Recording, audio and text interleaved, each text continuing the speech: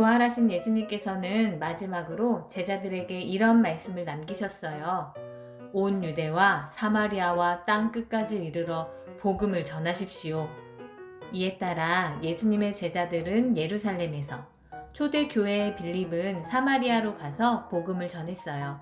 처음으로 그리스도인이라고 불렸던 사람들은 이스라엘 북쪽 지역인 안디옥이라는 곳에서 복음을 전했죠. 아쉽게도 예수님의 제자들은 예루살렘과 유대 땅에 멈춰선 채 복음을 전했지만 예수님의 마지막 명령은 조금씩 다양한 모습으로 다양한 사람들을 통해서 지켜지고 있었어요. 특히 바울이라는 사람은 땅 끝까지 가서 복음을 전하겠다고 다짐한 열혈 사도였죠. 바울은 험한 땅과 흔들리는 바다를 건너서 낯선 동네를 찾아다녔죠. 처음에는 유대인을 향하여 갔었고 나중에는 낯선 이방인들의 도시들을 찾아다녔어요. 발을 디딜 수 있다면 어떤 곳에든지 짧게는 며칠 동안, 길게는 몇 년 동안이나 머무르면서 복음을 전했죠. 나중에 사람들은 바울이 했던 이러한 일들을 바울의 전도 여행이라고 부르게 돼요.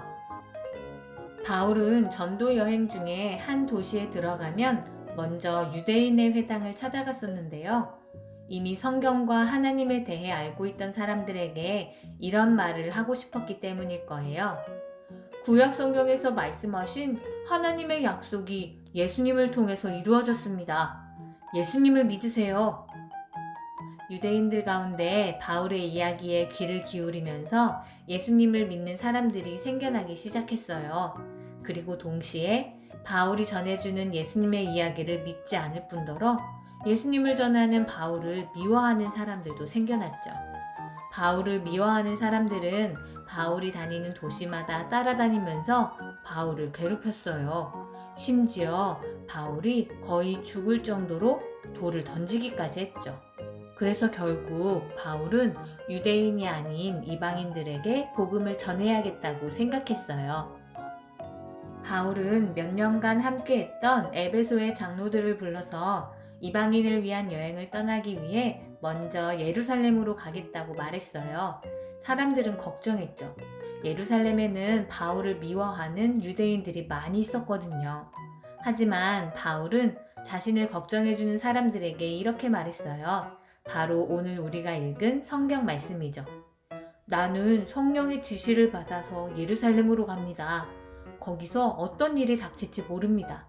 그렇지만 예수님께 받은 사명, 하나님의 은혜의 복음을 전하는 일을 하기 위해서는 내 목숨이 조금도 아깝지 않습니다.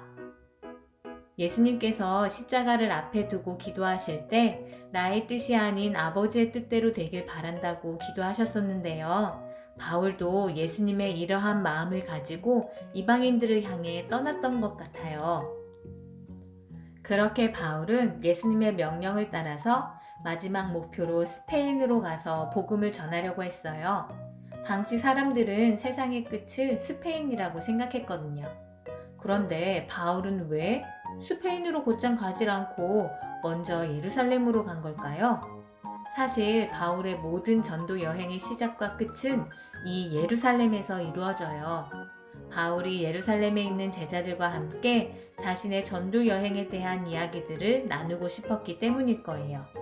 그러고 보면 대부분의 사람들은 바울의 성격이 강하고 제멋대로일 거라고 생각하는데요. 바울은 오히려 율법을 잘 지키고 예루살렘의 제자들의 말에도 순종하는 사람이 아니었을까요?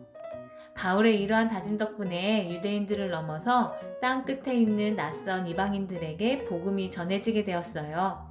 그리고 그 복음은 오늘 말씀을 듣고 있는 우리 모두에게도 전해지게 되었죠.